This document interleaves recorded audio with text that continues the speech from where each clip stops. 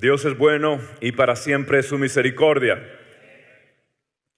¿Cuántos aquí son amantes de los animalitos? Son amantes de los animales. Yo vivo fascinado con los perros. Para mí, Dios creó los perros, de verdad fue una bendición. Los gatos, no estoy seguro, pero sí estoy seguro de lo primero. Ahora, de todos los animales que Dios creó, si hay uno que evoca majestuosidad, hermosura, elegancia, fuerza, visión, poder, es el águila. El águila hermosa. Usted ve estas águilas con sus alas frondosas, pueden ir a una velocidad 30 a 40 millas por hora. Un águila puede tener tanto poder en sus garras que puede cargar animales hasta de 15 libras. Un águila tiene una visión tan tremenda que puede divisar a su presa a 2 millas de distancia. Es impresionante. El águila, por eso es usada como emblema de grandes ejércitos, de grandes imperios, de grandes compañías, organizaciones, porque el águila representa libertad, representa fuerza, representa valentía, representa elegancia. Ahora, este animalito entra a su edad media en una crisis. Cuando él ya está a la mitad de su vida, él empieza a perder la firmeza que tenía en sus garras y ahora son flexibles y por ende ya no puede tomar a las presas como antes prefería o quería. Lo otro es de que el pico se le empieza a encorvar tanto, casi contra su pecho, que ya no puede entonces matar o comer como antes. Lo otro es que sus alas empiezan a volverse muy pesadas y como están muy pesadas ya no puede volar a velocidad que antes lo hacía. Por ejemplo, cuando un águila cae en caída libre para tomar una presa puede ir hasta 100 millas por hora. Es impresionante, pero ahora esta águila entra en una crisis porque está perdiendo muchas de sus facultades. Y esta águila tiene dos opciones: entrar en una resignación o entrar en un doloroso y largo proceso de renovación. De igual manera, el ser humano llega a un punto en su vida donde entra en una crisis, donde empieza a perder la motivación. Aquello que lo motivaba y lo apasionaba empieza a perder su matiz, empieza a perder su color y el ser humano entra en una crisis. El ser humano empieza a perder la pasión, el ser humano empieza a caer en una frustración. El ser humano, a través de los golpes repetidos, de las frustraciones con otras personas, empieza a ser herido, empieza a endurecerse, empieza a perder la sensibilidad, empieza a crear una jaula interna de sentimientos tóxicos que le llegan a decepcionarse de las personas. Y te conviertes en una persona muy sospechosa, ya no tienes la inocencia de antes y sobre todo ya no tienes la sensibilidad que antes tenías para Dios. El celo de Dios es cuestión del pasado. Las lágrimas delante de la presencia de Dios son cosas de otroras. En el museo de tu historia quedan los momentos donde te atrevías a hacer algo para Dios, donde tenías un celo evangelístico, pero ahora te has vuelto más profesional y menos apasionado. Ahora sabes más, pero tienes menos sensibilidad. Y ha habido un proceso donde el ser humano también llega a desencantarse y siente un vacío y se empieza a sentir emocionalmente estancado. Se empieza a sentir emocionalmente desgastado. Se empieza a sentir físicamente agotado. Y en ese momento, si el ser humano no entiende lo que Dios quiere hacer con él, si no entiende los procesos de Dios, el ser humano puede caer en una crisis. Las opciones son las siguientes: o caes en una crisis, o entras en un proceso de renovación, o caes en la tentación. Porque el enemigo todavía tiene sus ojos sobre ti. El enemigo todavía tiene tu vida como un blanco. Y lo único que está buscando es buscar otra oportunidad para traer una tentación más a través de formas diferentes, relaciones diferentes, pero es la misma tentación a través de un instrumento y una estrategia quizás un poco diferente. Entonces, ¿qué hago yo, pastor, cuando La verdad siento que me siento estancado. Emocionalmente me siento desgastado y me siento físicamente como agotado. Hay un vacío por dentro, hay algo que no puedo identificar exactamente por qué no tengo esta vitalidad. Entonces, ¿qué sucede cuando el ser humano empieza en esta crisis? ¿Qué sucede cuando el ser humano no puede salir de este hueco espiritual, emotivo? Se siente honestamente estancado espiritualmente, desgastado emocionalmente, agotado físicamente y llega a un punto interior donde ha perdido la vitalidad espiritual, la pasión por Dios. Entonces, ¿qué puede hacer el ser humano? En la Biblia, Dios nos pone un ejemplo de un hombre que atravesó una crisis. Un hombre llamado el profeta Elías. Este hombre, Dios lo formó, era originario de Galaad. Galaad están en las colinas o las montañas de Jordania hoy. Y son áreas muy rústicas, es un lugar inhóspito, es un lugar, para la gente que vive ahí tienen que ser muy, muy duros. Tienen que ser muy rústicos también. Son personas que verdaderamente son valientes, porque para vivir en esas zonas hay que tener algo extra. Y allí Dios formó a su profeta. En el lugar inhóspito de las montañas de Galaad, ahí Dios llama a este profeta de Tisbe. Es más, le llamaban Elías el Tisbita. Y su personalidad y su contexto era necesario que Dios lo iba a utilizar. Yo quiero que sepas algo: Dios va a utilizar tu pasado y todas las cosas que tú has pasado y todas las situaciones difíciles que has atravesado. Sabes que Dios lo va a utilizar. Tu pasado Dios lo puede redimir y Dios puede usar tu pasado para bendecir a otros. Dios puede utilizar tu pasado. Así que cuando mires y digas: ¿por qué a mí me pasó esto? ¿Por qué a otros como que sí las cosas les fueron más fáciles? A mí como que todo me cuesta. A mí para estudiar todo me cuesta. Para obtener algún empleo me cuesta. Para tener una casa, para mantener esto, mi matrimonio me cuesta. Todo, como que todo cuesta. Déjame decirte, no importa. Dios está procesándote allí y Dios va a usarte y va a usar parte de tu testimonio para su gloria. Así que dale la gloria a Dios, que algo bueno Dios se trae detrás de esto. Simplemente no lo entendemos en el momento de la prueba, en el momento que estamos atravesando esto. Elías era un hombre rústico, un hombre duro, un hombre muy, muy feroz en cierto sentido. Entonces, ¿qué sucede? Tenía que hacerlo. Es que Dios tenía que formar al profeta de esa manera. ¿Por qué?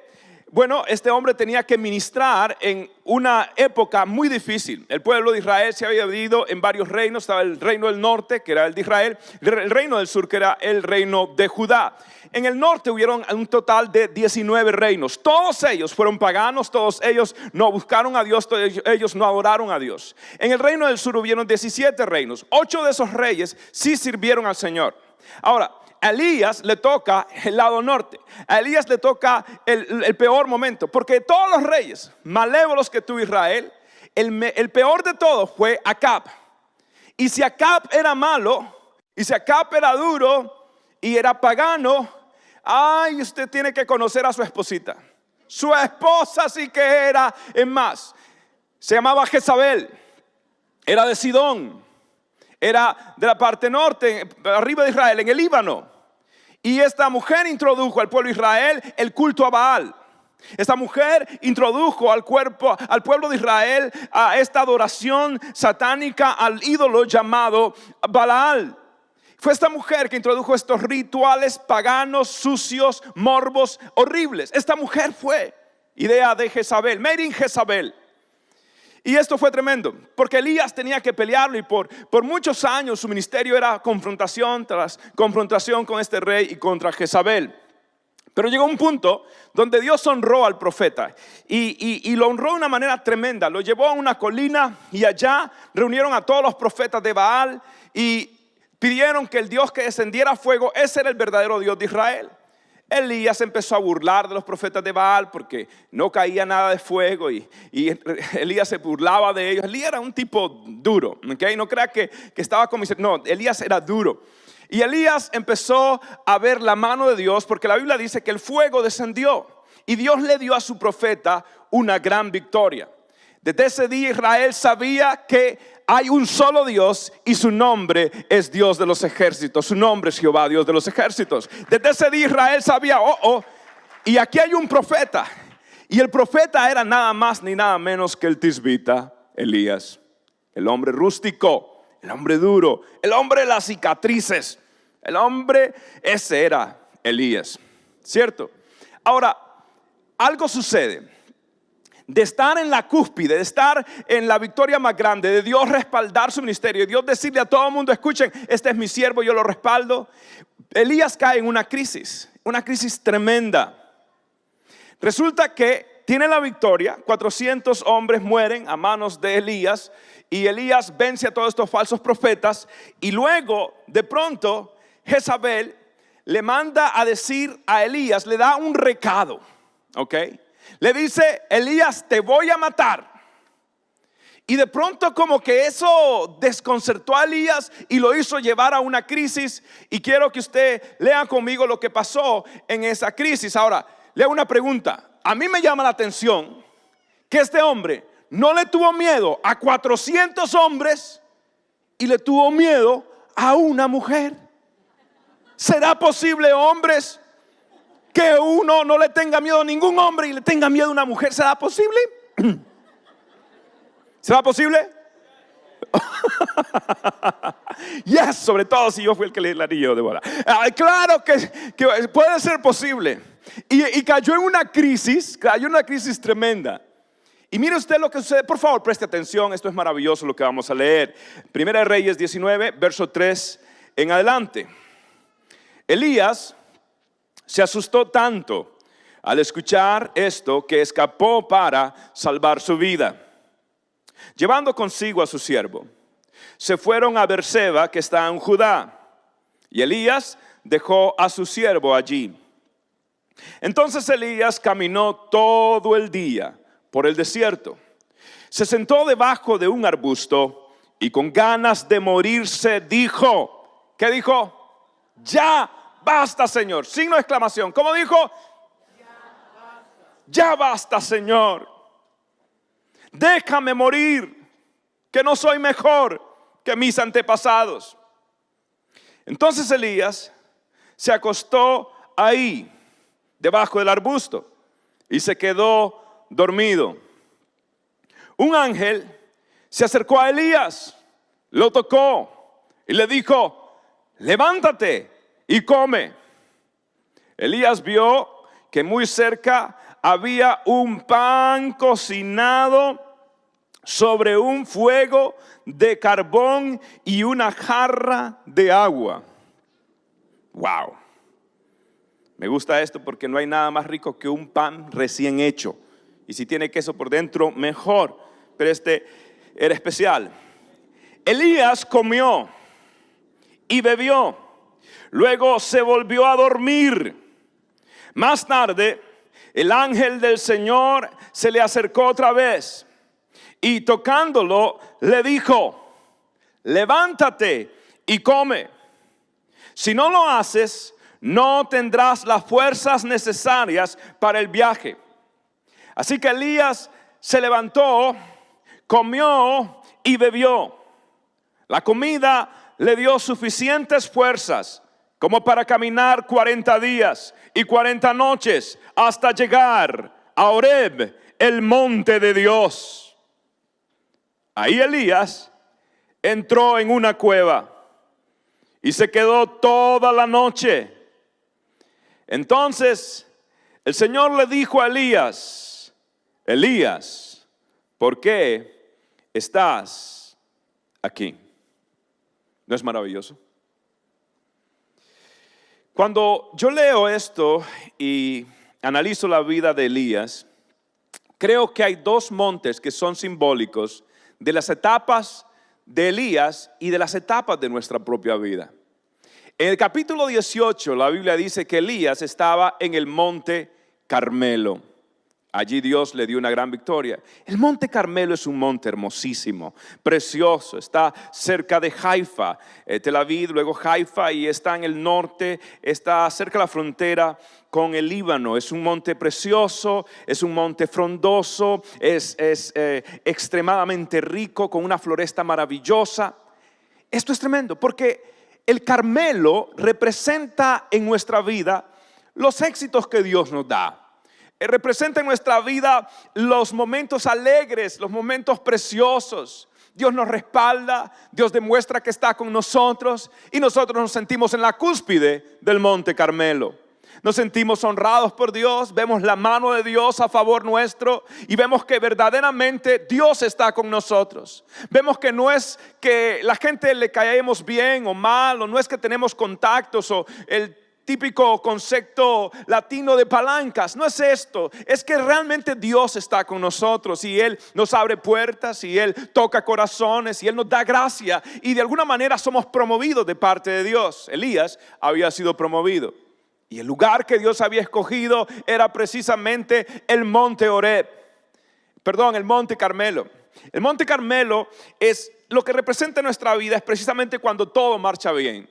Cuando estamos bendecidos de parte de Dios, cuando estamos llenos de la presencia de Dios, cuando Dios nos rodea de bendiciones, nos cuida, nos guarda, wow, tremendo, todo marcha bien. Elías estaba bien. Pero de pronto vino esta noticia y ahora del norte Dios lo manda al sur. Y Elías se baja hasta la península del Sinaí. Y allá Dios le lleva a otro proceso, a un proceso llamado el monte Horeb, el monte de Dios. Ahora, mire la diferencia entre el monte Carmelo y mire la diferencia con Horeb. Horeb son los lugares desérticos de nuestra vida. Son los momentos de esperas prolongadas donde Dios no parece darnos respuesta. Horeb es cuando vienen las enfermedades. Horeb es cuando estamos pasando momentos duros. Horeb es cuando simplemente aceleramos, ponemos el acelerador y no sentimos que hay movimiento, no sentimos que nada está pasando en nuestra vida, nos sentimos vacíos, nos sentimos como que algo nos falta, nos sentimos frustrados, nos sentimos estancados espiritualmente, desgastados emocionalmente, nos sentimos agotados físicamente, caemos en tristezas, en depresiones súbitas. Caemos en un cuestionamiento existencial de por qué estoy haciendo lo que estoy haciendo y de qué sirve esforzarse tanto y de qué sirve hacer tanto cuando nadie me aprecia, cuando nadie realmente, cuando no veo cambio, no veo efecto. Y empezamos a volvernos unas víctimas, empezamos a tener una vida donde hemos perdido la vitalidad espiritual y de religión no queremos saber nada y de pastores mucho menos, y empezamos a volvernos sospechosos más bien de todo esto y vivimos, pero nos sentimos desérticos, nos sentimos en el monte Horeb. Ahora, mire este contraste entre los dos montes. Uno está verde y el otro está lleno de vida y el otro está totalmente seco. Pero quiero que sepas algo. En este monte Carmelo, el monte frondoso verde, allí Dios se manifestó y cuando la gloria de Dios cayó, adornó lo lindo que ya era el monte Carmelo.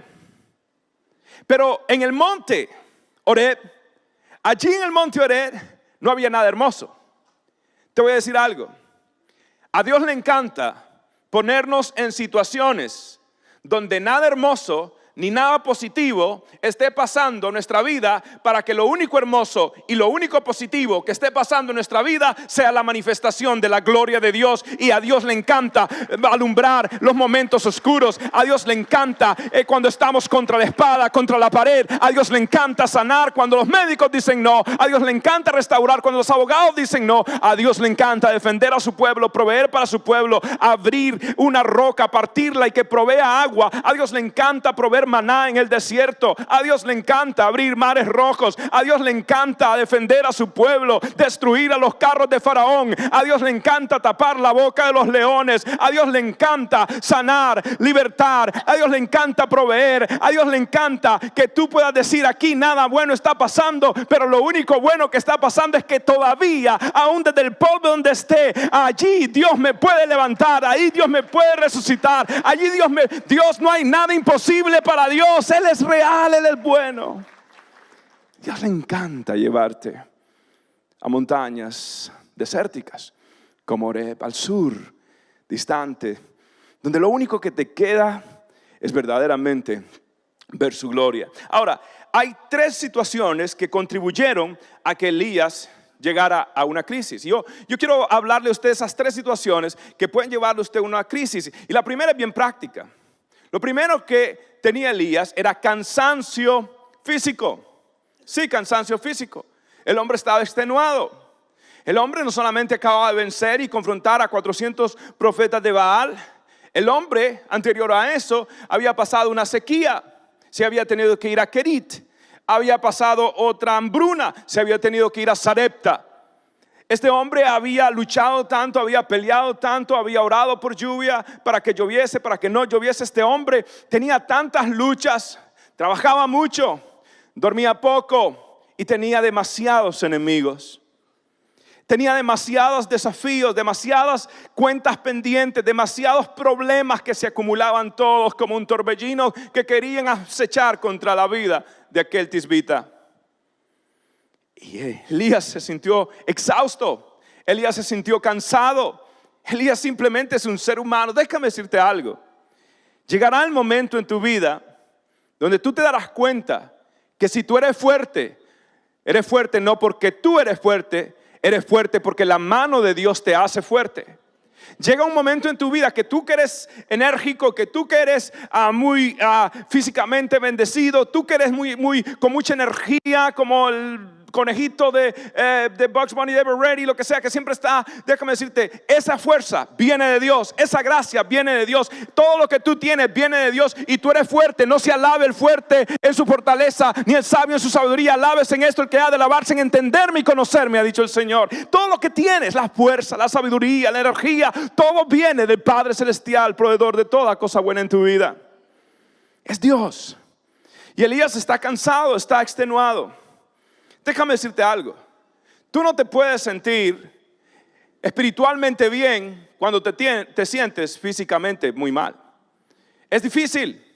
Es difícil. Entonces lo que Dios quiere es que tú descanses. Dios quiere es que tú entiendas que el cansancio está integrado, tu cuerpo está integrado a tus emociones. Y por eso la pregunta que yo tengo para ti es: ¿estás descansando como debes? ¿Estás comiendo saludablemente? Te hago una pregunta. ¿Alguno de ustedes en algún momento de su vida le ha tocado quedarse en casa de alguien más? Que usted estaba de vacaciones y de pronto alguien le permitió quedarse en una casita de alguien más. ¿Usted se ha quedado en alguna casa de alguien más de vacaciones, de algo? ¿Sí se ha quedado o no se ha quedado? Ok. ¿Qué hace uno cuando es el último día en la casa de fulanito, de menganito, de tal? ¿Qué hace uno? ¿Qué hace uno? La limpia. ¿Por qué? Porque hay que ser ¿cómo? Agradecido. Y le hago una pregunta: ¿la limpia usted esa casita con un poquito de mayor énfasis que cuando limpia su casa? ¿Sí? ¿Por qué? ¿Es su casa? ¿De quién es? De otra persona. Entonces uno está tan agradecido que lo mínimo que uno puede hacer es que limpiarla bien. Y uno le pone, ok, ¿por qué? Porque uno quiere agradecer al dueño de esa casa. ¿Sabes qué sucede? Tú vives en una casa que no te pertenece. Y la Biblia dice que esa casa le pertenece al Espíritu Santo. Es más, la Biblia dice que tú eres templo del Espíritu de Dios. ¿Cómo estás cuidando la casa de Dios que te ha prestado durante esta vida terrenal? Es una pregunta. Spurgeon decía: a veces los médicos son tan necesarios como los ministros. Ahora, el segundo factor es muy tremendo. El segundo factor que contribuyó a esta crisis en la vida de Elías, en este estancamiento en la vida de Elías, en este agotamiento emotivo en la vida de Elías, fue precisamente el desgaste emocional. El desgaste emocional. Sí, relaciones tóxicas en la vida de Elías. ¿Y por qué digo esto? Bueno, preste atención a lo primero que sale de la boca de Elías cuando habla con Dios. Y aquí usted puede ver mucho. Versículo 10. Primera Reyes 19, verso 10 dice: Elías respondió: he sentido mucho celo por ti, Señor Dios Todopoderoso, porque los israelitas han abandonado tu alianza. ¿De quién es culpa? ¿De quién es? Dice Elías. Los israelitas han abandonado tu alianza y derrumbado tus altares, y a filo de espada han matado a tus profetas. ¿Y qué dice ahora? Y solo yo, por eso yo, Elías el tisbito, Solo yo he quedado. Y me están buscando para quitarme la vida. Tremendo. Esto es interesante. Elías está diciendo, en otras palabras, traducción: Señor, la razón que me siento mal es culpa de la gente. Es culpa de las personas que yo me siento así. Si la gente me tratara mejor, yo me sentiría mejor. Si la gente no fuera como es, tan malagradecidos, tan malagradecida, uno les ayuda y después viene con el puñal por detrás de la espalda. Pero Señor, si la gente fuera más íntegra, más honesta, si la gente fuera más agradecida, si la gente fuera... Es que ¿sabe qué sucede? Elías tenía una expectativa. Aquí Elías está evocando sus sentimientos realmente. Elías está diciendo, yo tenía la expectativa que cuando tú derramaras tu fuego y destruyeras los profetas de Baal, que el pueblo de Israel se iba a volcar a ti. El pueblo de Israel iba a decir, no hay otro Dios, el único Dios es el Dios de Israel, es Jehová de los ejércitos. Pero ¿qué sucedió? Elías se dio cuenta que Acab seguía cobarde, que Jezabel seguía manipulando y que los israelitas seguían idolatrando. Entonces sus expectativas no se cumplieron. Lo que él esperaba que la gente hiciera, déjame decirte esto: los Elías del Horeb son personas muy sensibles.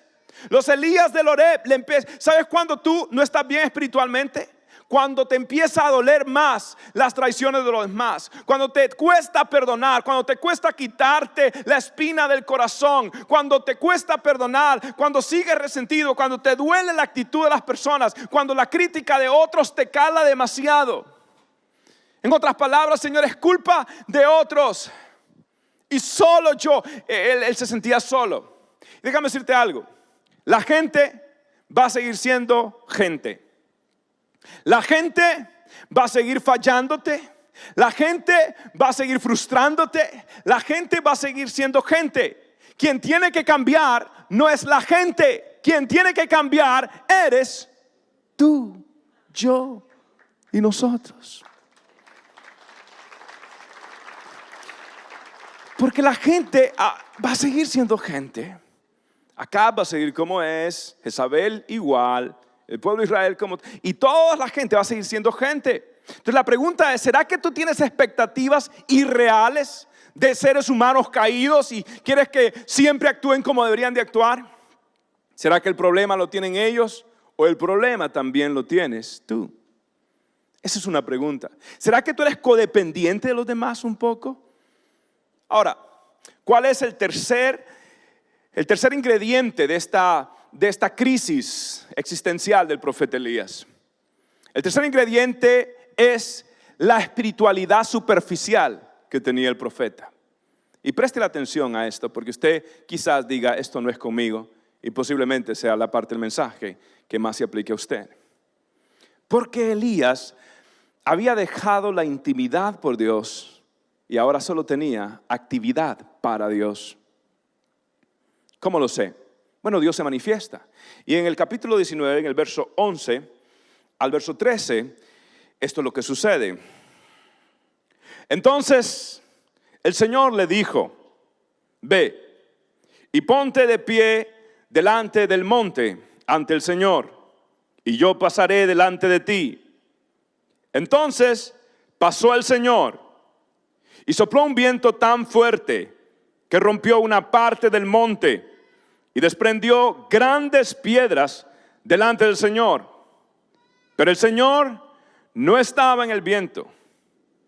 Después del viento hubo un terremoto, pero el Señor tampoco estaba en el terremoto.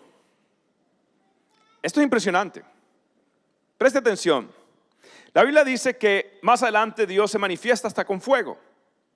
Entonces, Elías, fuego, el tipo sabía lo que era fuego. Es más, los teólogos le llaman a Elías el profeta de fuego.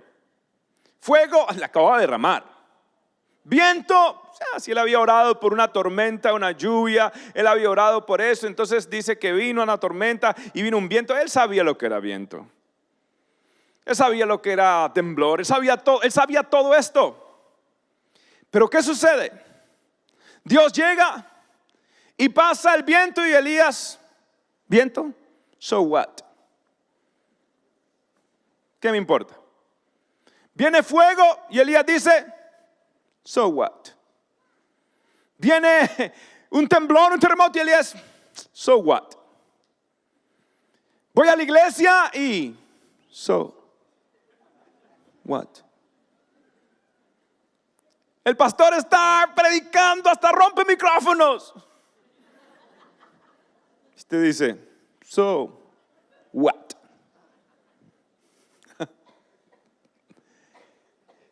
Tú tienes que empezar a preocuparte cuando tú ya dejas de asombrarte de aquello que antes te asombraba.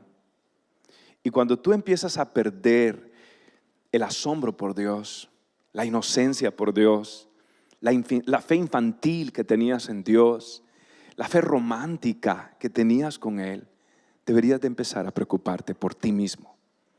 Deberías empezar a examinar tu corazón, porque ahora ya no te impresiona. Y esto es algo tremendo, porque Elías sabía de manifestaciones. Todas estas, fuego, viento, temblores, todo eso es la casa de Elías.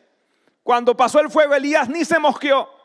Cuando empezó a temblar aquello, Elías ni se agarró de una almohada. A Elías no lo sacó de la cueva nada de eso. Ya nada lo impresionaba. Ya Elías estaba endurecido. Ya Elías no podía distinguir a Dios en medio de todo esto. Elías había endurecido su corazón. Te hago esa pregunta: ¿cómo estás tú delante de Dios?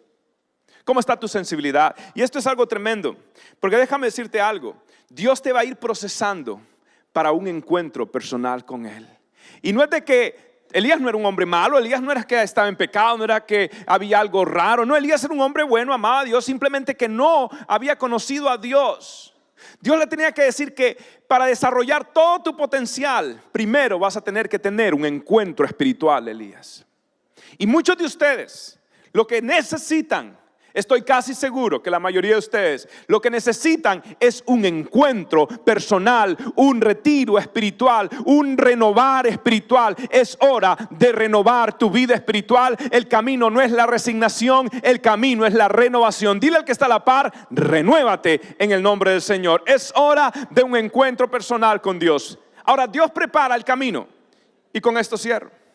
Mire usted lo que Dios hizo para preparar a Elías. Y estas son las dos recetas de renovación de Dios al profeta Elías. Lo primero que tienes que hacer para renovarte es encontrar un buen árbol y tender una buena hamaca. ¿Cómo? Déjame leer otra vez Primera de Reyes a ver si sale de la hamaca. No sale. El principio que quiero realmente decirte es: tienes que desarrollar una vida saludable a través de la práctica del descanso en Dios, del Shabbat, del sabático en Dios. Y no hablo de un día, hablo del descansar en Dios. Tienes que atrever a desarrollar esa disciplina. ¿Por qué digo esto? Mire lo que hizo Dios con su profeta en el verso 5 y el verso 7. Dice: entonces se acostó Elías y ¿qué hizo? Durmió debajo de un árbol. Eso es rico. Ok. Mientras dormía, un ángel, escúcheme, un ángel se le apareció y le tocó y le dijo: levántate y come. Y Elías, ¿qué hizo? Miró a su alrededor, cayó postrado, empezó a decir: oh Dios mío, un ángel. ¿Qué es lo que vio? Un pan horneado, hermano, sobre piedra caliente y una jarra de agua. El ángel está ahí. Lo que Elías bebe es el muffin. Lo que Elías ve es el pan. Ahí está el ángel de Dios y el pan de bono. Ahí está el ángel de Dios y lo que él ve nada más es la arepa. Lo que él ve es la tortilla. Lo que él ve es los arroz con gandules. Ahí está Dios. Dice el ángel, no, las hallacas. Lo que le llama oiga, esto es tremendo. ¿Y qué hace Elías? Mira lo que hace Elías. Dice: sobre piedras calientes y un jarro de agua. Así que comió y bebió. ¿Y qué hizo? Empezó a adorar a Dios otra vez. ¿Qué dice? No, volvió a acostarse sin vergüenza. Entonces, escucha esto: el ángel del Señor regresó Lo tocó, lo sacudió y le dijo, levántate, Aragán. Digo, no, esa es otra persona. Dice, levántate. ¿Y qué le dijo? Lo regañó. ¿O qué le dijo? Come un poquito más. Wow. Rara vez Dios te va a decir, come más. La serpiente le dijo a Eva, come. Cada vez que abre el refrigerador, come. De pronto puede ser la serpiente. Pero hay momentos donde Dios quiere ministrar tu corazón. Y dice, come más. De lo contrario, escuche esto, el viaje que tienes por delante será demasiado para ti. Y esto es tremendo. Dios no regaña al profeta, Dios no viene a reprenderlo. Oiga, Elías, su cueva está desorganizada, levántese, organice por lo menos la cama, recoja sus zapatos, por favor. Dejó sus pantuflas de Winnie the Pooh allí. ¿Cómo es eso? En el Horeb no se hace eso. ¿Cómo usted está haciendo? No lo regañó. ¿Cómo que todavía usted no ha cortado esto, lo otro, no ha limpiado la casa? O sea, Dios no regañó al profeta. Dios simplemente tomó al profeta y dijo, voy a ministrar tu necesidad. Déjame decirle algo. Dios hizo al ser humano, al cuerpo físico, muy afinado con el sentir espiritual de su vida. Y muchas veces cuando Dios quiere sanar el alma, comienza ministrando el cuerpo. Y esto es profundo. Así que Dios le da algo práctico. Me encanta de Dios porque Dios le da algo práctico. Dios le dice descanse, duerma. Hace poco nosotros estábamos unos días libres en San Agustín y estaba todo chévere, estaba bien y el último día había reguero porque estábamos durmiendo así todos y había reguero y todo. Entonces mi esposa se levanta y dice, vamos a regresar, y dice ella, lo que yo necesito no es vacaciones, lo que yo necesito es una vida normal. Lo que ella estaba diciendo, lo que yo necesito es tener todo en orden. Y te voy a decir algo, ¿cómo está tu vida? ¿Cómo está balanceada? ¿Estás durmiendo todo el tiempo tarde? ¿Cómo está? Esto es algo que Dios toma cuidado. Ahora, aquí está el secreto de los secretos. ¿Cuál es la segunda receta que Dios hace con su profeta? Bueno, Dios le dice, búscate una buena cueva. Elías, búscate una buena cueva para estar conmigo. En otras palabras, ¿por qué es importante esto? Porque una revelación espiritual trae renovación al espíritu, y una renovación del espíritu trae restauración a las emociones. Y esto es tremendo. Muchas veces nosotros queremos renovarnos emocionalmente sin renovar el espíritu, y no podemos renovar el espíritu si no tenemos una revelación de quién es Dios. Y lo que Dios está haciendo es que Él quiere que tú le conozcas, no solo en el Carmelo, Dios quiere que le conozcas también en el Horeb. Y mire usted esto maravilloso que dice la palabra de Dios en el verso 12 y el verso 13. Después del terremoto pasó un fuego, pero el Señor tampoco estaba en el fuego. Después del fuego se escuchó un sonido muy suave. Cuando Elías lo escuchó, se cubrió la cara con su manto.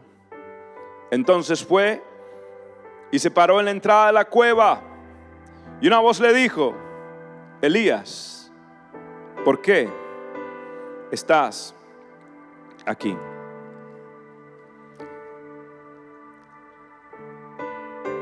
Déjame decirle algo. Las manifestaciones no siempre traen transformación. Una manifestación no siempre trae transformación. Si fuera por manifestaciones, Faraón debería ser el hombre más convertido y tuvo 10 manifestaciones del poder de Dios, pero no fue transformado. Y yo sé que es bueno las manifestaciones. Yo sirvo a un Dios sobrenatural. Yo creo en un Dios que sana, un Dios que da sueños, que da visiones, que trae palabras. Yo creo en esto.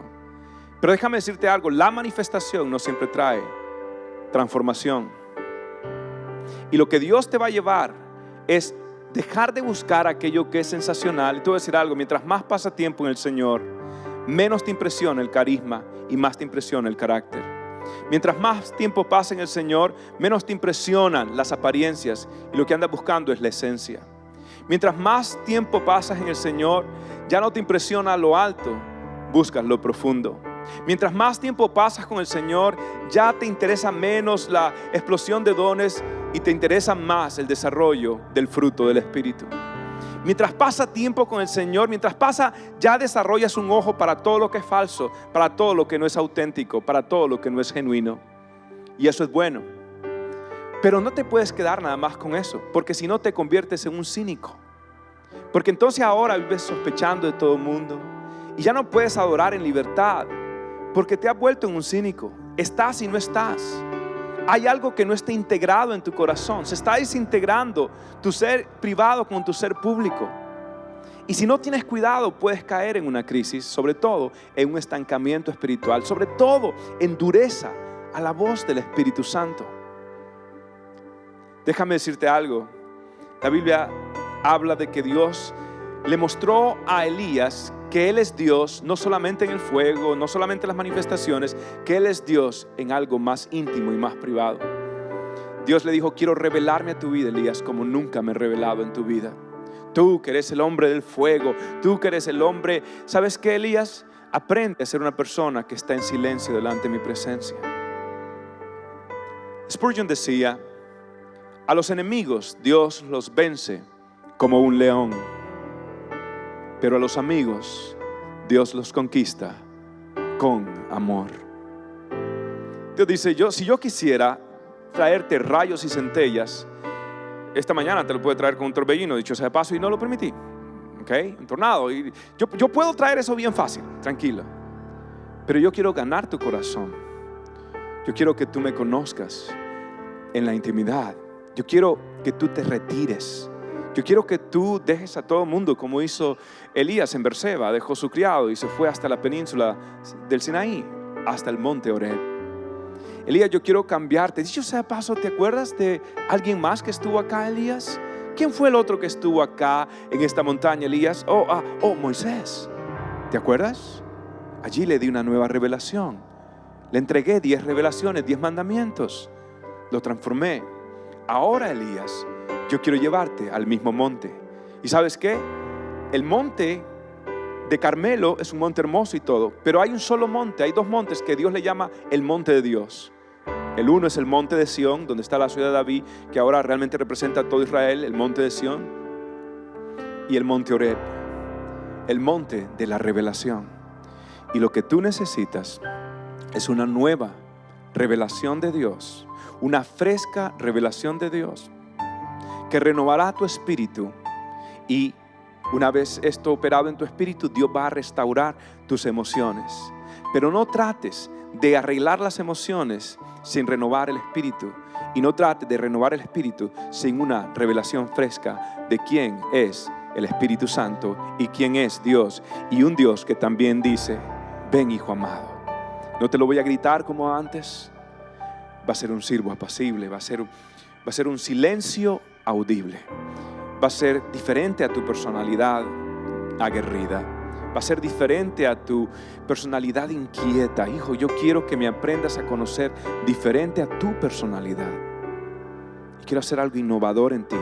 No te me amargues y empiezas a decir que es los israelitas, y empiezas a decir que son esto y que el problema es esto. Esa es una manifestación de que tú estás mal, cuando empiezas a ver todo lo que está mal a tu alrededor. Y tienes ojo para ver lo que está mal, pero no tienes la disciplina para empezar a buscar verdaderamente a Dios. Y Dios dice: quiero que me conozcas y quiero renovarte, como hago con las águilas. Usted ve, las águilas, ¿se acuerdan?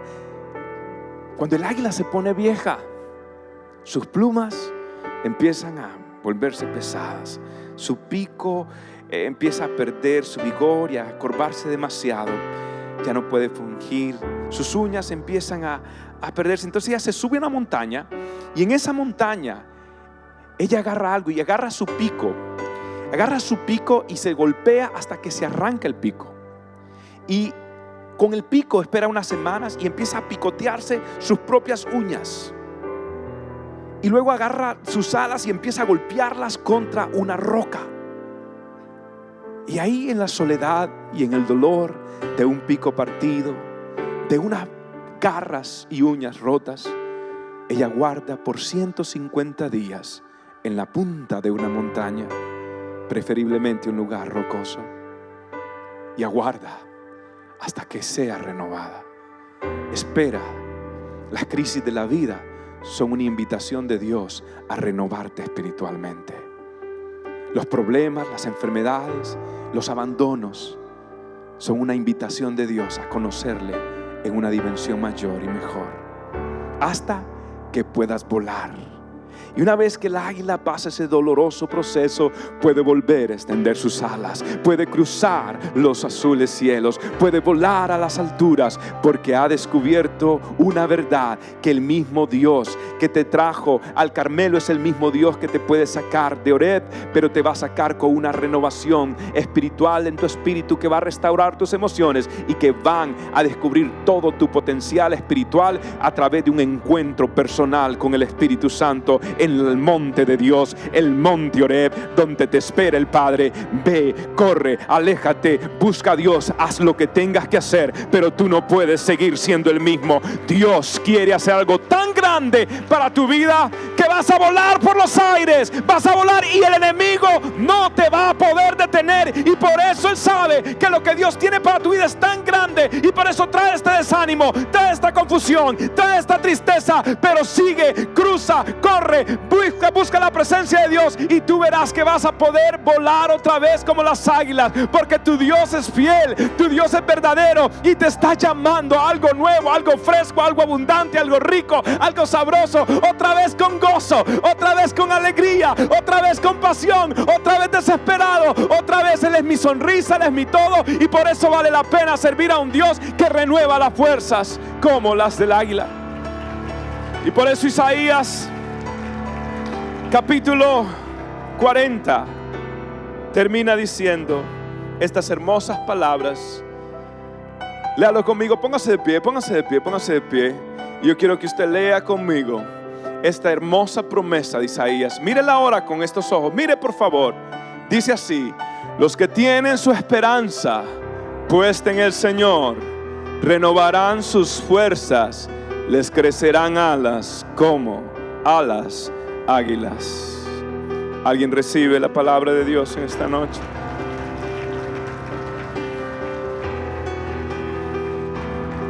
Oh Dios, Padre, en esta noche tú me has hablado. En esta noche tú me has ministrado. En esta noche, Padre, he escuchado tu voz, pero no en los tambores, no en las manifestaciones visibles, que son como una introducción. La manifestación es una introducción, pero no es lo profundo de Dios. Lo profundo está en una intimidad. Lo profundo es cuando yo aprendo a escuchar tu voz. Pero a veces, para escuchar la voz de Dios, es necesario callar la nuestra.